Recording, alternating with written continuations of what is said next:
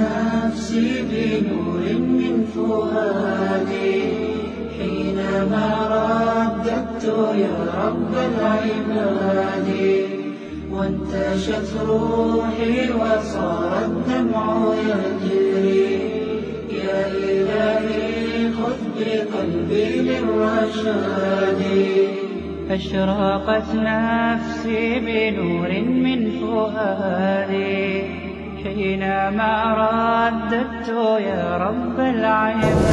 أعوذ بالله من الشيطان الرجيم. بسم الله الرحمن الرحيم.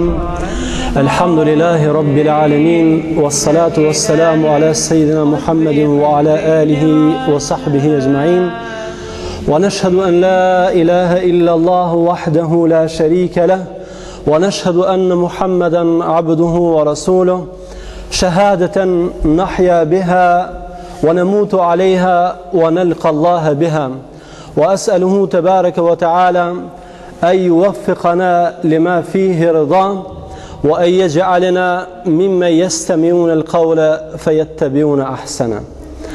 Falenderimet dhe lavdrimet si gjithmonë i takojnë vetëm Allahut fuqiplot. Atë e falenderojmë prej Tij, falje dhe ndihmë kërkojmë.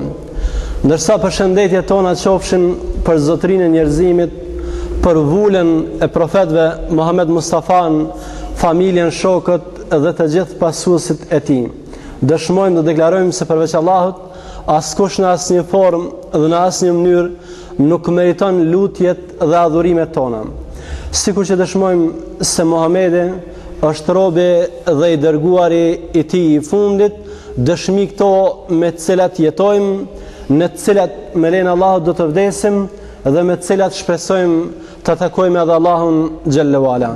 Të nderuar vëllezër besimtar, kam kënaqësinë e madhe që sonte më është dhënë rasti të jem në mesin tuaj për të ndarë bashkarisht disa çaste dhe momente në përkujtimin e fjalëve të Allahut xhallahu ala. Për çka e falenderoj Bashkësinë Islame këtu në Pej shumë, veçanërisht kryetarin e saj, krye'imamin dhe të gjithë hoxhallarët, cilët na kanë nderuar me ftesën e tyre. Ligjërata, ashtu siç tha dhe hoxha paralajmëroi më parë, ka të bëjë me hijretin. Por nga një aspekt tjetër, ajo që kam menduar të flas sonte ka të bëjë me disa prej mësimeve të hijretit dhe nevojën e aplikimit të tyre në jetën tonë bashkëkohore. Hijreti, siç e dini, është një ndodhi e cila është më shumë se të jetë vetëm një tregim. Hijreti është një ndodhi e cila një herë për gjithmonë ka ndrru kohën e historisë njerëzore, jo vetëm të historisë islame, por të historisë njerëzore në përgjithësi, për arsye se me hijretin fillon një epokë e re, me hijretin fillon një histori e re, fillon themelimi një shoqërie të re, fillon themelimi i një jete ndryshe nga jeta primitive, nga jeta nomade, fillon themelimi i një jete të organizuar. Megjithatë, të nderuar vëllezër besimtar, sa dim ne për hijretin, sa e njohim hijretin, sa janë praktike mësimet, sa janë prezente urtësit, sa i kemi jetësuar traditën tonë, në përditshmërinë tonë, mësimet dhe urtësitë e hijretit. Ndoshta dikush kish më thonë se ne hijretin nuk jemi të sotit, e dim nga se për çdo vit përsëritet hijreti. Për çdo vit e dëgjojmë rrëfimin për hijretin. Për çdo vit i dëgjojmë ato ligjëratat, ato mësime të cilat përsëriten për këtë ngjarje madhështore në historinë islame. Por që gjithë gabohemi të nderuar vëllezër besimtar nëse mendojmë kësaj. Për arsye se dhënat nga tereni, studimet, hulumtimet të cilat janë bërë në teren kanë dëshmuar plotësisht kundërtën. Kohë më parë, një grup musliman është në Egjipt e kanë bërë një intervistim, një anketim. Madha ya'rifu al-muslimuna haqqan 'anil hijra? me temën çfarë në vërtet dinë muslimanët për hijretin. Edhe a mund të paramendoni se rezultatet kanë qenë për çdo keqardhje. Janë intervistuar 65 veta, mosha e cilëve është sjell prej 15 deri në moshën 36 vjeçare. Ndërsa rezultatet e kësaj interviste ose këtij anketimi kanë qenë rezultate zhgënjyese shumë. Për arsye se në radhë të parë është vërtetuar se jo shumica e muslimanëve njohin hijretin. Jo shumica e muslimanëve e njohin hijretin. Madje ata të cilët thonë se njohin hijretin kanë defekte në të kuptuarit e hijretit. Do të thotë mund ta njohin sipërfaqësisht, por që hijreti zë vend në jetën e tyre, që hijreti ndikoi në sjelljet dhe veprimtaritë e tyre, kjo nuk ka qenë evidente. E dyta, ajo që ka ardhur në përfundim ky studim në terren, ky ulëmtim në terren, është se shumica e muslimanëve njohurit për hijretin si ndodhi, edhe të dhënat për hijretin ose për gjanat të cilat kanë ndodhur gjatë procesit të hijretit, respektivisht shpërngulja Muhamedit alayhis salam nga Mekka në Medinë, edhe ngjarjet që kanë shoqëruar këtë udhtim, njohurit për këto ngjarje i kanë të marra nga filmi për Muhamedit alayhis salam. I kanë të marra nga filmi i cili transmetohet tek ne zakonisht gjatë festave të bajrameve, për ndryshe nuk kanë ndonjë dhënë, nuk kanë ndonjë referencë, ndonjë burim që janë qas dhe janë drejtu për t'i marrë njohurit për hijretin. E kuptoni se prej këtyre ngjarjeve që ata mbajnë më shumë të ndërmend, kanë qenë ato ngjarje që realisht tek dietarët janë diskutabile. Për shembull, ne kemi ndëgjuar edhe e lexojmë madje në disa raste se rrugës kur Muhamedi alayhis salam ka shku, edhe ka hyrë në një shpellë, në atë shpellë ka ardhur një plumb ose një marimang, pastaj e ka bë një rrjet ku nuk e kanë pa të idhujtar, domethënë me kast. Ndërsa dietarët e hadithit dhe kritikët e hadithit kanë thonë se ky rast nuk është i vërtetuar. Ka mendime tjera dietarëve, një grup kanë thonë se është i vërtetuar, por e rëndësishme është se ka mendime dietarëve që ky rast edhe një rast tjetër që shumë për hapën në mesin ton, për shembull kasidja Tala al Bedru Alejna, që ky ulëmtim vërteton se është një prej gjanave që kanë mbajtur më shumë të ndërmend, po kështu nuk është e vërtetuar nga dietarët e hadithit. Do thotë njohuritë e tyre i kanë të marrë nga referenca jo të sakta, jo të qelluara, jo të duhura, madje edhe ato që arrin me mbajtur ndërmend nuk janë të sakta, të paktën sipas një grupi të dietarëve. Pastaj problemi tjetër çka është? Ajo që ka arritur në përfundim ky ulëmtim është se hutbet edhe ligjëratat në xhamia, sidomos në ato xhamia që kanë qenë qeveritare, nuk kanë qenë të mjaftueshme, ose nuk kanë arritur që të përçojnë atë mesazhin e vërtet hijretit tek njerëzit. Dhe çka është ndoshta në mesin e gjitha këtyre të këqijave, çka është një mirë shpresdhënëse, është se rinia, ata që kanë qenë prej moshës 15 deri në moshën 20 vjeçare, janë shumë më ditur edhe kanë njohuri më të shumta për hijretin se sa ata që janë të moshave të mesme, pra se sa ata që janë mbi moshën 20 e deri në moshën 36 vjeçare.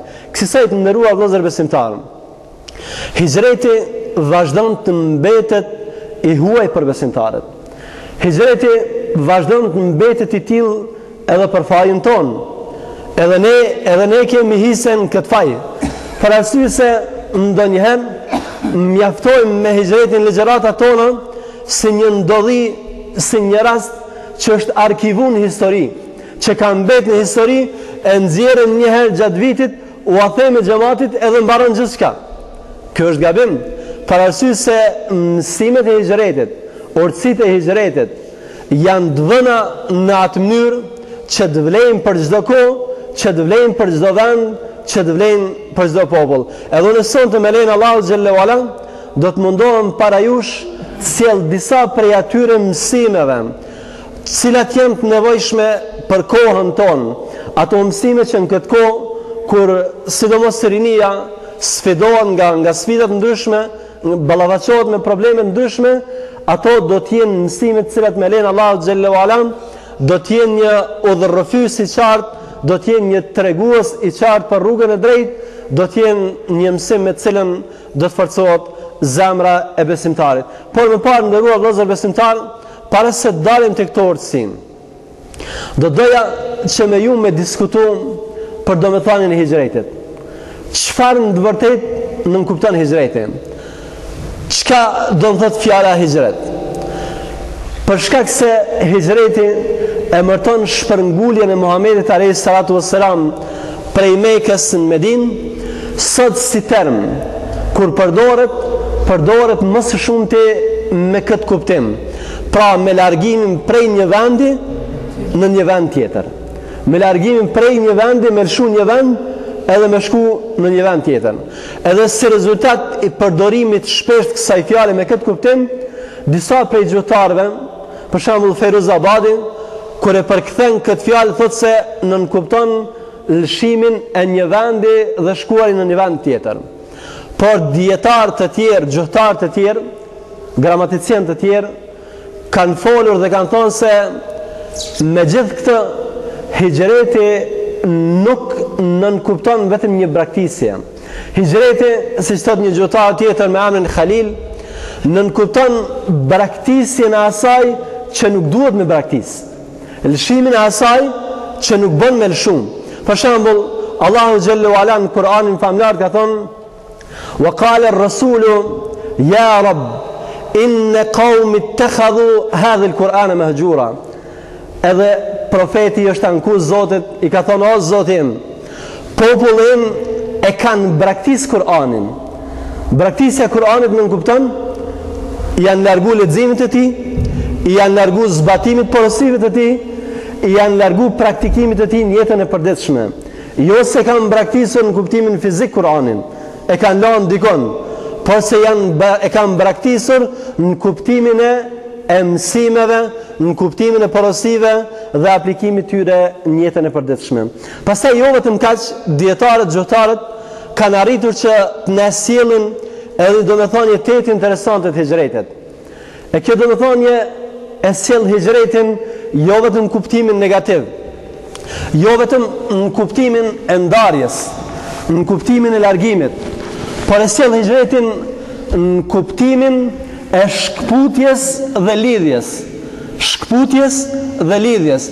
Dhe hijreti i pejgamberit alayhi salatu wassalam është praktikuar, është realizuar me këtë botë kuptim. Është realizuar me botë kuptimin e shkputjes dhe me botë kuptimin e lidhjes. Si pejgamberi alayhi salatu wassalam është shkput me hijretin e tij nga kush? Nga idhujtarët dhe idhujtaria, nga shirku dhe mushrikët. Ndërsa është lidh me kënd, me besimtarët, me ensarët, me medinasit dhe me praktikimin e fesë edhe në përditshmërinë e tyre. Dhe nga këto, nderuar vëllezër besimtar, hijreti nuk është parë thjesht si një udhëtim që mund përshkruhet me pak fjalë. Nuk është parë thjesht si një ngjarje e cila ka ndodhur tashmë më nuk kemi nevojë të merremi me të. Një ngjarje që nuk i ka vendin edhe në kohën tonë. Unë me lenë Allah xhallahu ala, si tash do të fokusohem në këtë ligjërat në nxjerrjen e disa prej mësimeve të cilat janë domosdoshme për kohën tonë. Por paraprakisht do doja që të sjell edhe disa qëndrime të Kur'anit mbi hijretin dhe ata që kanë migruar, e po kështu trajtojmë bashkërisht me ju edhe domethënien e hijretit nga suneti i pejgamberit alayhi salatu wassalam, për arsye se në hadith hijreti është trajtuar pak më në detaje dhe është trajtuar duke sjell disa prej atyre domethënieve të cilat na duan shumë në jetën e përditshme. Kur t'jemi tek hijreti dhe këndvështrimi i Kur'anit për të, ne do të gjejmë se Allahu xhallahu ala në Kur'anin famlar hijretin e ka përdorur në kuptim pozitiv. Ka lavduar, ka thënë fjalë miradije për ata të cilët migrojnë, ju ka premtuar Allahu falje, ju ka premtuar hyrje në xhennet.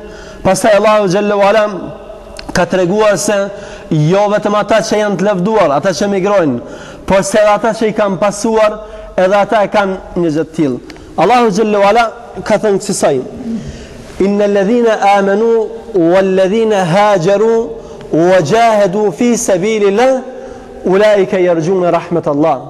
Ata të cilët kanë besuar dhe kanë migruar, i kanë lëshuar shtëpitë e tyre, si dhe kanë luftuar në rrugën e Allahut, ata janë që shpresojnë mëshirën e Allahut.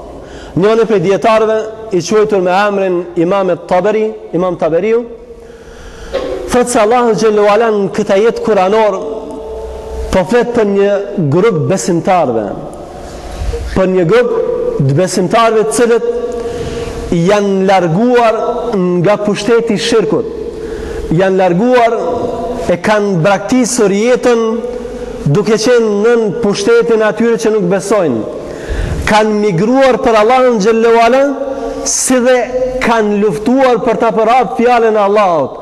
Këta janë njerëzit që shpresojnë mëshirën e Allahut xhallahu ala. Këta janë njerëzit që shpresojnë mëshirën e Allahut dhe janë njerëzit që në një ajet tjetër kuranor Allahu xhallahu ala na tregon se janë njerëzit që do të hyjnë në xhennetet e tij. Thot Allahu xhallahu ala: فالذين هاجروا وأخرجوا من ديارهم وأوذوا في سبيلي وقاتلوا وقتلوا لأكفرن عنهم سيئاتهم ولأدخلنهم جنات.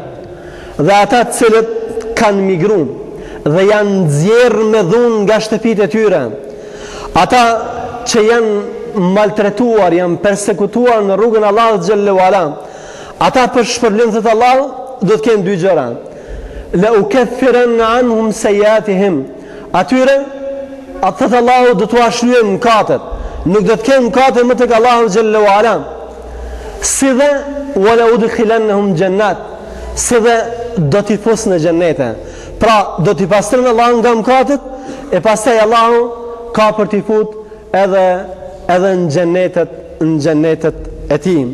Pastaj në Kur'an në famlar të nderuar vëllezër besimtar, për hijretin kemi edhe detaje tjera, kemi edhe fjalë miradije që Allahu xhallahu ala i ka thënë për ata të cilët kanë migruar.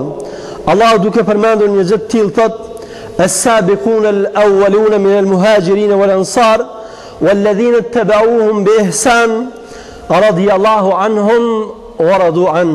Përmend Allahu xhallahu ala ata të cilët kanë migruar që në fillim, ata që pa më dysh e ka ardhur urdhri prej Allahut xhallahu ala për t'i lëshuar shtëpitë e tyre, ka ardhur urdhri i Allahut për të shkuar në një vend tjetër për të adhuruar Allahun, ata pa asnjë hezitim i kanë lëshuar shtëpitë e tyre, kanë shkuar atje. Allahu xhallahu ala thotë se Allahu është ndar i kënaqur me ta dhe se ata janë të kënaqur me Allahun xhallahu ala.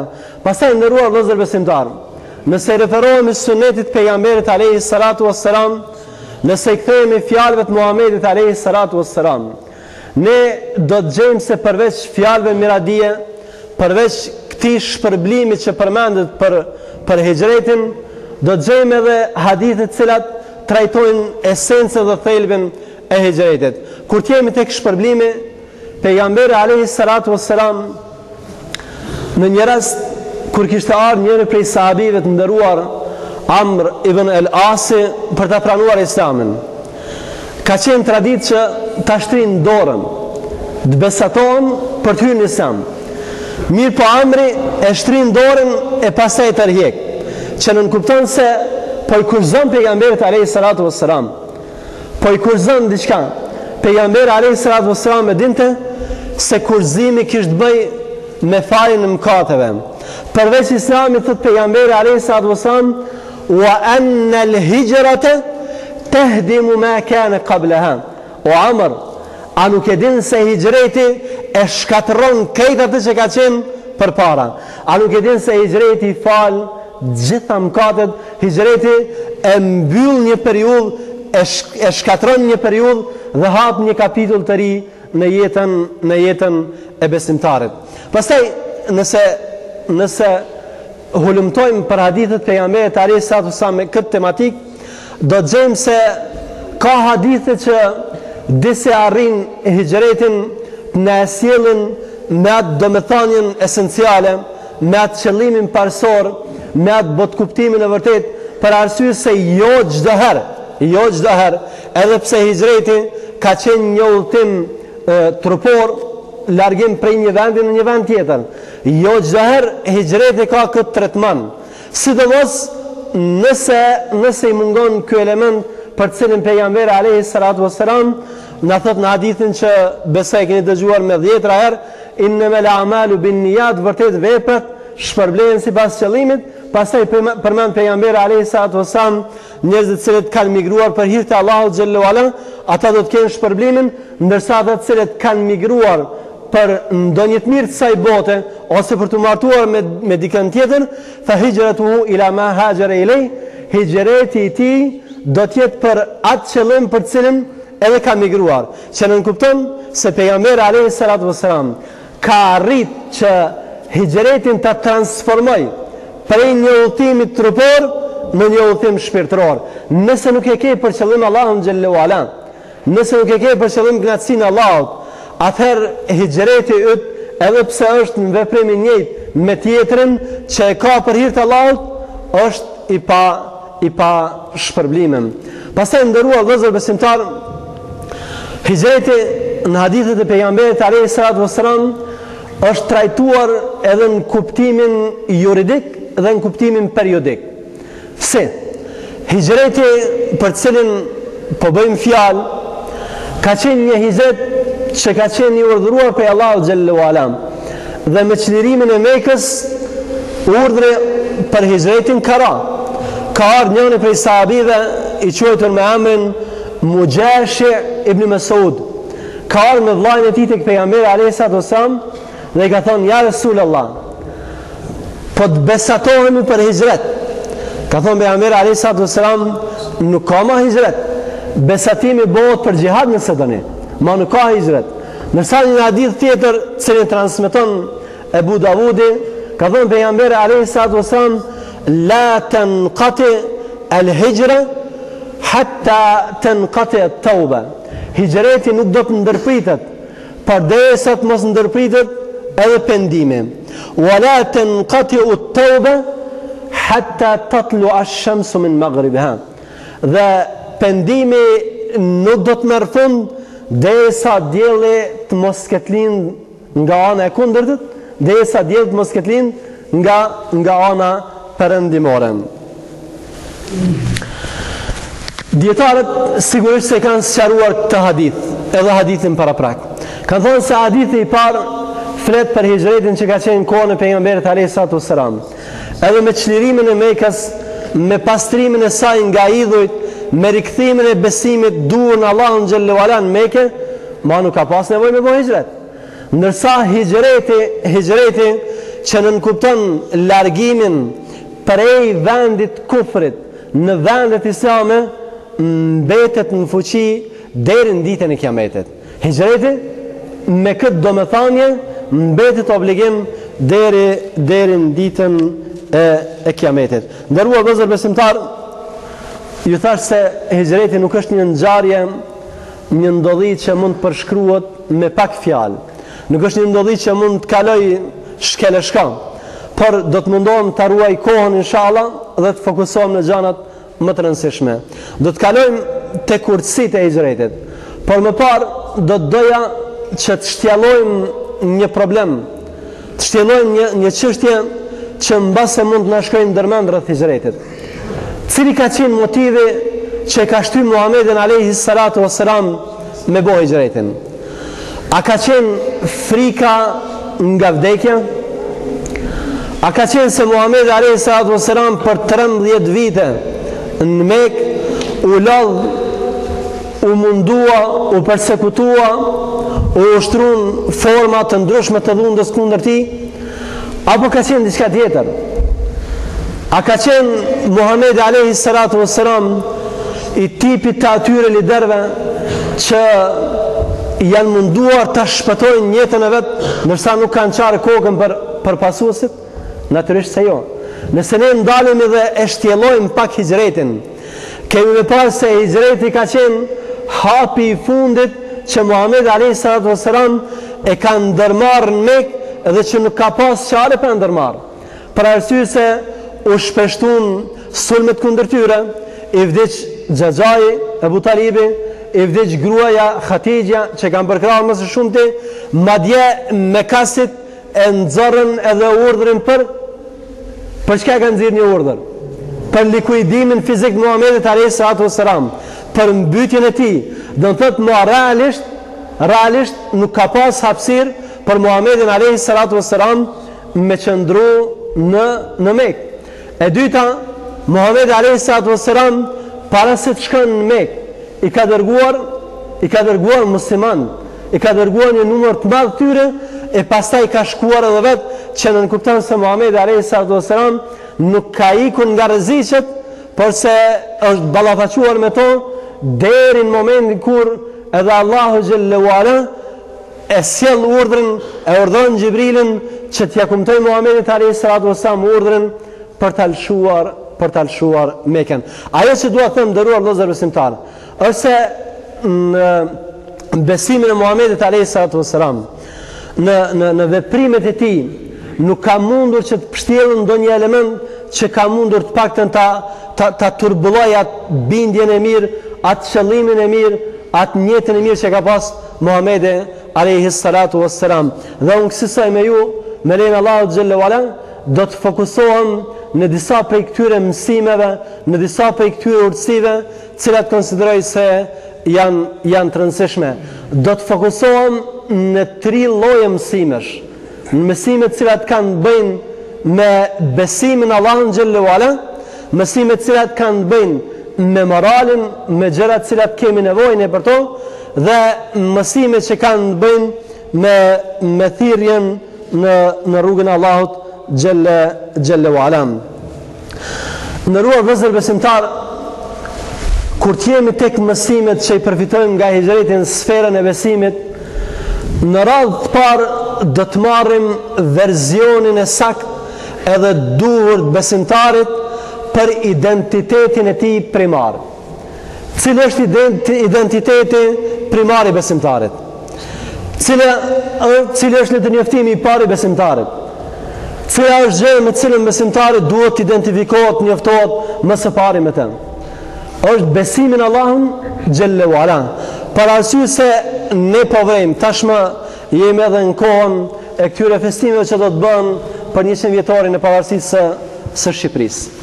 Ne kur të shtjellojmë hijretin, ne kur debatojmë për hijretin, ne vrejmë një botkuptim të shtjelluar, detajuar të hijretit për kitazi me identitetin e besimtarit. Pejgamberi alayhi salatu wassalam Mekën e lëshojnë në fund. Pse? Për arsye se ishte i lidhur shumë me të. Edhe gjithë e dini se kur Muhamedi alayhi salatu wassalam është larguar për një çast nga Meka, është kthyer për atë nga Meka dhe ka thënë këtë fjalë: sa e bukur që je, sa e mirë që je, sikur populli yt të mos më nxjerrnin me dhunë, kur nuk do dilja për teje. Që nuk kupton lidhjen e muslimanit me vendin e tij, lidhjen e besimtarit me vendin e tij. Por deri kur është kufiri i lidhjes së besimtarit me vendin e tij? Është deri në momentin kur ati i mundsohet ose ka në disponim hapësirën për të adhuruar Allahun xhallahu ala. Në momentet që rrezikohet identiteti fetar, atëherë prioritet duhet të jepet besimit. Ndryshe Allahu xhallahu ala na tregon se ata të cilët nuk janë të vëmendshëm ka shik këtij botkuptimit të hijretit, ka shik këtij botkuptimit të identitetit. Ata janë njerëz që për Allahu xhallahu ala nuk do të kalojnë lehtë. Thot Allahu në Kur'an në famlar: innal ladhina tawaffahumul malaikatu zalimi anfusihim qalu fima kuntum qalu kunna mustad'afina fil ard qalu lam takun ardullahi wasi'a fatuhajiru fiha. atyre zullumçarëve të vetvetes, cilëve me lajket do t'u marrin shpirtin duke i goditur ata. Në momentet kur do t'ju del shpirti atyre, me lajket do t'i ndëshkojnë ata. Dhe a dini pse do t'i ndëshkojnë? Për arsye se ata kanë vdekur në vendet jo islame. Dhe do t'ju thonë, përse ju keni vdekur këtu? Thonë, kunna mustadafina fil ardh. Kemi qenë njerëz dobët, nuk kemi qenë njerëz fort. Edhe thonë një fjalë, qalu alam takun ardullahi wasi'a, me lajket do t'ju kundër përgjigjen. Po a nuk ka qenë toka e Zotit e gjerë? A nuk ka pas boll vend tokën Allahu xhelle wala që ju të migroni edhe të arruani besimin e juaj. Pra ajo që ne marrim si mësim fillestar është që rëndësia e besimit në jetën e besimtarit është para çdo gjëje tjetër. Besimi në Allahun xhelle wala dhe adhurimi i tij janë prioritet mbi çdo prioritet tjetër. Pastaj në besim, për dallim nga tjerët, hijreti na zbulon edhe një element tjetër të jetë interesant. E dini se lidhja jonë me Allahun xhelle wala nuk është një lidhje e thjeshtë, apo? Është një lidhje që prodhon efektet e saj. Për shembull, kur dikujt i vdes dikush, cila është fjala që Allahu xhelle wala në Kur'an në famlar na ka mësuar me thonë: Inna lillahi wa inna ilaihi rajiun. Na jemi Zotit, edhe tek Zoti kemi mu kthym. Edhe në hijret me këtë domethënie, me këto botkuptime, është vërtetu lidhja me Allahun xhelle wala.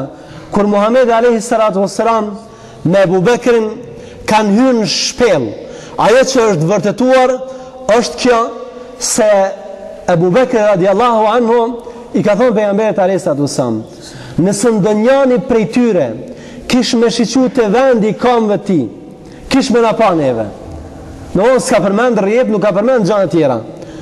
Edhe pejgamberi alayhi salatu wassalam në këto momente që paramendoni largësia fizike ndërmjet atyre që kanë shku me kërku Muhammedin alayhi salatu wassalam, edhe këti ka qenë ndoshta 1 metër, më shumë ti.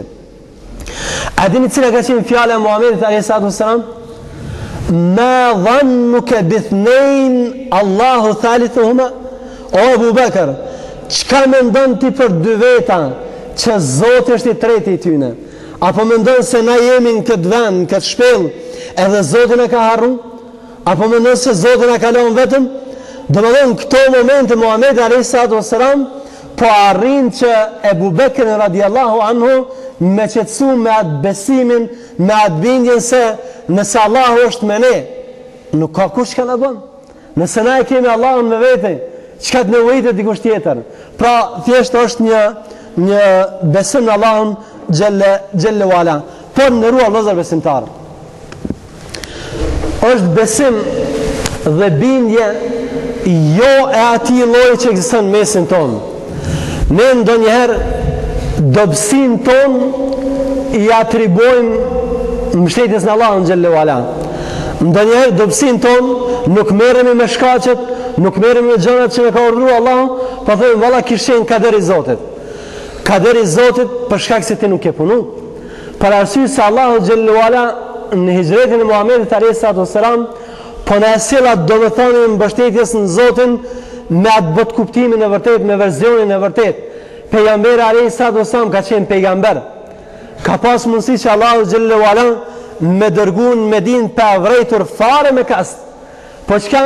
Allahu po na tregon se rruga e Davetit, rruga në cilën besimtarët kanë me ecë, është një rrugë që duhet më mbështet në Allahun, po edhe ti duhesh me punu, edhe ti duhesh me u mundu, duhesh ato gjana, ato obligime që Allahu t'i ka lënë ty, duhesh me i kry.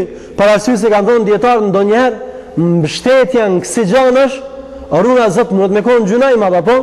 Me thonë dikush po du me pas fëmijë, po si e martu? Mbështetën Allahun sa duhesh. Për arsye se është kusht, është rregull, është shkak paraprak që ti të martohesh. Edhe Allahu na ka treguar se për të mbështetur në Allahun, ne paraprakisht duhet ta japim atë që e kemi obligim. Këto ishin disa prej mësimeve në sferën e besimit. Mësime në sferën e edukatës nderuar vëllezër besimtar, ajo që e hasim si ndoshta mësimi më i theksuar është edukimi i familjes. Allah në Kur'an famlar në ka tërhequr rrejtjen që t'jemi të kujdesshëm për familjen, për arsye se ata të cilët nuk janë të kujdesshëm, ata do ta psojnë me xhehenem. Pastaj në rast tjetër në ka urdhëruar wa'mur ahlaka bis-salah wastabir 'alayha, urdhëro familjen tënde me namaz dhe bodurim. E ne në hijret kemi rastin me kuptum se sa shumë në rëndësi sahabët e Muhamedit alayhi salatu wassalam i kanë kushtu familjes. Respektivisht kemi të bëjmë me familjen e Abu Bekrit radhiyallahu anhu. E dini se kur Abu Bekri e ka bë migrimin, e ka shoqëruar Muhamedit alayhi salatu wassalam, familjen e tij e ka lënë pa asnjë cent. Historianët kanë përmendur se Abu Bekri i ka pas 5.000 dirhem. Edhe 5.000 dirhem i ka marrë me vete, nuk dhim. Familjes nuk i ka lënë hiç kurrë. Ka ardhur baba i Abu Bekrit, Abu Kuhafa, edhe ka qenë i verbër. I ka thonë Esmës, o Esma, a ju kalon baba ju diçka? A ju kalon Abu Bekrin e tro pasuri? Edhe çka mi thonë bia? Nuk ju kalon. E ka marrë, si me thonë, një lloj ane, e ka mbush me gur, pastaj e ka qitë një bez lëmushëm, edhe i ka thonë, janë e kalon pasurineve. Do me thonë, kanë qenë të lidhur me Allahun xhallahu ala deri në atë formë, që edhe nëse kanë pas probleme, edhe nëse janë ballafaqur me probleme, për hir të Allahut xhallahu ala, kanë duru, madje nuk i kanë shpreh ankesat e tyre. Mësimi i dytë që është shumë i nevojshëm, sidomos për rinin, është përzgjedhja e shoqërisë. Muhamedi alayhi salatu wassalam për i gjithëve e përzgjodhi kë? Abu Bekrin. Pse zgjodhi? Për arsye se Abu Bekri ka qenë i dalluar për vlera, dhe sot besimtarët, sidomos rinia, duhet ta kenë qartë se jo çdo njeri meriton shoqërimin e tyre. Pejgamberi alayhi salatu wassalam ka thënë al-mar'u ala dini khalili, njeri ka fenë e shokut vet. Falyanzur ahadukum man yukhalil. Andaj shiko se kom po e bën shok.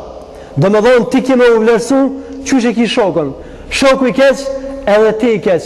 Pejgamberi alayhi salatu wassalam ka zgjedhur një për njerëzve më të dalluar, ka zgjedhur Abu Bekrin për të na treguar se shoqëria ka rëndësi të madhe në jetën e besimtarit dhe se shokët e tij duhet të jenë të zgjedhur. Sigurisht ka edhe mësime tjera të shumta sa i përket moralit, por do ta kursej kohën dhe do të kaloj inshallah tek llojet e treta të mësimeve që i nxjerrim nga hijreti e që kanë bojnë në radhë të parë me neve hoxhallarëve. Hijreti e ka edhe një sër mësimesh që kanë bëjnë me thirrjen në rrugën e Allahut xhallahu ala. Pra nuk ka qenë thjesht një udhtim që është kryer nga Mekka në Medinë, por se ka edhe mësime edhe urtësi tjera që dietarët i kanë përmendur, dietarët bashkëkohor i kanë përmendur në librat e tyre. Në radhë të parë kanë përmendur një element cilin ne ndonjëherë e neglizhojmë. Kanë përmendur atë se e vërteta dhe e kota do të jenë për herë në konflikt. Allahu xhallahu ala prej momentit kur ka krijuar Ademin alayhi salam e deri në ditën e Kiametit ka treguar se e vërteta dhe kota, besimtarë dhe jo besimtarë, nuk do të mund të jenë bashkë. Për arsye se djalli me Ademin alayhi salam nuk patën raporte të mira. Jo besimtarët me besimtarët nuk patën raporte të mira. Dhe nga këto është një mësim për të forcuar besimtarët se do të ballafaqoheni me këto probleme dhe mos mendoni se do t'i hyni kësaj rrugës së davetit dhe se nuk do të ballafaqoheni me asnjë problem. Pra është një lloj parapërgatitje shpirtërore, një lloj parapërgatitje psiqike në mënyrë që kur ti qasësh rrugës së davetit të mos çuditësh ose të mos befasohesh me një gjë tjetër. E dyta që është shumë e rëndësishme kur jemi tek mësimet e davetit është që të mësojmë për sakrificën që duhet ta kemi për këtë fe. Ne që të gjithë pa dallim, dikush më shumë e dikush më pak, kemi obligime ka shik kësaj feje. Dhe në hijret arrim që me kuptu domethënien e vërtet sakrificës për Allahun xhallahu ala, sakrificës në rrugën e Allahut xhallahu ala. Më parë, jo rastisht e lëshova një informacion të cilin po du me debatu me juve këtu. Thash se ka qenë mundësia Muhamedit alayhis salam që ta lutë Allahun edhe ta bart nga Mekka në Medinë, qysh e ka bart në Isra. Po se ka do? E dini Isra e ka ndodhur në vit e gjysmë, në vit e 4 muaj thuhet kështu. Para hijretit. Edhe Allahu xhallahu ala ka marrë Muhamedit alayhis salam prej Mekës në Palestinë, prej Palestinën në qiell. E ka bart me burak. Pse Muhamedi alayhis salam nuk kërkoi një gjë të tillë, nuk e kërkoi një burak në hijret? Pse? Për arsye se ka dëshirë të jetë shembull për neve, për sakrificën që duhet ta bënë rrugën e Allahut xhallahu ala. Ka qenë pejgamber, ka qenë i dërguar i Allahut, por prap ka përzgjedh, ka parapëlqy, ka favorizu që të sprovohet në rrugën e Allahut xhallahu ala, që të ketë probleme në rrugën e Allahut në mënyrë që t'ju tregon njerëzve praktikisht se si është sakrifica. Por jo vetëm Muhamedi alayhis salam ka sakrifikuar, edhe shokët e tij që e edukun frymën e tij, edhe ata kanë qenë njerëz që kanë sakrifikuar. Edhe në rastin e sahabit Suhejb ar-Rumi, ka qenë një prej sahabive që ka ardhur në Mekë, është pasurum dhe ka vendosur me bëj hijretin. Por me kas i kanë shku prapa dhe i kanë thënë, e kanë sfiduar me një gjë që ndonjëherë për shpirtin e goshtë lehtë. Ka thënë, o Suhejb, ka ardhur tek ne i varfër, ka ardhur tek ne pa kurrgjë, të kemi pasurum, edhe sot po mendon me lshuti Mekën kësaj, ose lshon Mekën pa pasuri, ose rrim me gjithë pasurinë Mekë. Nëse rrim, nën kupton që s'kemë mujt me u fal, thjesht do të jesh i privuar nga besimi. A dini cila ka qenë zgjidhja e Suhejbit? A ka zgjedh pasurinë që është e dashur për shpirtin, apo e ka zgjedh Allahun që është më i dashur se çdo gjë tjetër? E ka zgjedh Allahun, edhe Allahun Kur'anin famlar ka thënë: "Wa minan nasi man yashri nafsahu ibtigha mardatillah." Edhe pe njerëzve ka që e shesin veten e tyre, e largojnë pasurinë, e humbin pasurinë për çka? Për ta fituar kënaqësinë e Allahut xhallahu ala. Kënaqësia e Allahut është pasuria më e madhe, është pasuri mbi pasuri. Edhe Suhejbi ka mbet i përjetësuar në Kur'anin famlar, për arsye se me pasurinë e vet e ka ble Allahun xhallahu ala, edhe nuk e ka shit fen e tij. Pastaj nderuar vëllezër besimtarë, një prej këtyre mësimeve që arrim ne sot në kohën bashkëkohore me përfitu nga hijreti është çështja rreth lirisë së shprehurit. E dini që sot motrave tona me shamia ju ndalohet vijimi mësimit në shkollat fillore dhe të mesme. E dini që sot muslimanët janë në fund, janë shënjesër çdo herë. E dini sot që demonstrimi në praktik i të drejtës fetare është i mohuar. Dhe Allahu xhallahu ala ka pas dëshirë na bën neve me dije nëpërmjet hijretit se privimi besimtarëve nga drejtat e tyre, ose mohimi të drejtës fetare, mohimi i lirisë të shprehurit për besimtarët nga jo besimtarët, është një traditë, një ligj që e ka shoqëruar njerëzimin për gjatë gjithë historisë. Muhamedit alayhi salatu wassalam e largun prej Mekës. Pse? Për arsye se thoshte la ilaha illallah, është vetëm një Zot. E larguan nga Mekka për arsye se nuk e lejonin që ta fal namazin në Kabe. Ebu Bekri radiallahu anhu e ndaluan, paramendoni, e ndaluan ta fal namazin në borën e shtëpisë së tij. Ebu Bekri migroi rrugës, e takoi Ibn Dighinnan. Edhe tha, përshej shtëpinë, po migroj. Tha, Abu Bekër, një njeri si ti, me vlera, me virtyte si ti, nuk bën me shumë Mekën, hajde dhe jenë mbrojtjen time. Ebu Bekri shkoj, mirë po kur e falte namazin, gratë e dhujtarë dhe fëmija e tyre, ndikoheshin nga çarët e Ebu Bekrit, edhe janë ndalu me falë namazin edhe në bord të shtëpisë. Këta një ditë neve kanë me ndalu shamijat edhe në bord të shtëpisë. Edhe nuk bën me u bevasu, nuk bën me u çudit, për arsye se është traditë e jo besimtarëve, është traditë e jo muslimanëve që besimtarët me i privu prej të drejtave tyre. Nuk do t'ju marrë ko shumë, do t'i përmendë edhe disa gjana që janë shumë me rëndësi. Nëse vreni në kohën e hijretit, pejgamberi alayhi salatu vesselam, sahabët e tij i kanë ndarë në disa grupe. Ebu Bekrin e ka marrë afër vetes për shkak të sinqeritetit të tij, për shkak të lidhjes së tij me Ebu Bekrin, për shkak të gjithëshmërisë së tij. Dhe nga kjo kanë nxjerrë dietarët një rregull se në kohën e sodit hoxhallarët duhet të jenë profilizuar, jo ose besimtarët me thonë më mirë. Se jo krejt hoxhallarët me kryen një drejtim, edhe jo krejt me bo hoxhallar, po edhe njëri që është mjekësi, edhe njëri që është në fizik, edhe njëri shkenca shoqërore, tjetër shkenca natyrore, që gjithë arrijnë me mbuluat boshllëkun për cilin kanë nevojë besimtarët. Dhe për fund, nderuar vëllezër besimtarë, një mësim që ne arrim me marrë nga hijreti, e cilin e kemi neglizhuar shumë në mesin ton, është roli i gruas në jetën ton bashkëhore. E dini si gjatë hijretit, Esma, vajza e Abu Bekrit radiallahu anhu, ka pas një rol jashtëzakonisht të madh. Në momentet kur Abu Bekri ka lëshu shtëpinë, ka shku Firauni asaj koha, Abu Jehli, ka shku edhe i ka thonë: "O Esma, ku e ki babën?" Ka thonë: "Zdi." Edhe i ka rash shuplak, Abu Jehli i ka rash shuplak Esmës, atë sa dhe votin e ka jek prej veshin. Edhe Esma e ka përballu këta, e ka përballu këtë tortur, e ka përballu këtë gjë për arsye se ka mendu se me këtë gjë me arrit kënaqësinë Allahut xhallahu ala.